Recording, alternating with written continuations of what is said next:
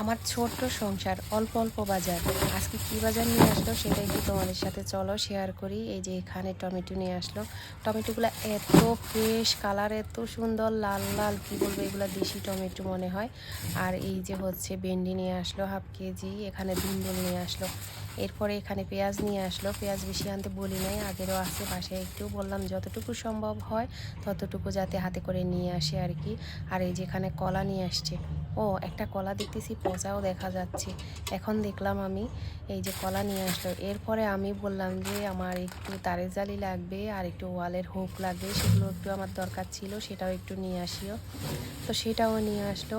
আর এই তো আমার ছোট্ট সংসারের আজকের বাজারগুলি, যেহেতু সপ্তাহে 2বার বাজারে যাওয়া হয় আর এমনিতে রমজান মাস সবজি তেমন খাওয়া হয় না, তাই বললাম 2-1টা সবজি যাতে আনে, বেশি যাতে না আনে আর কি।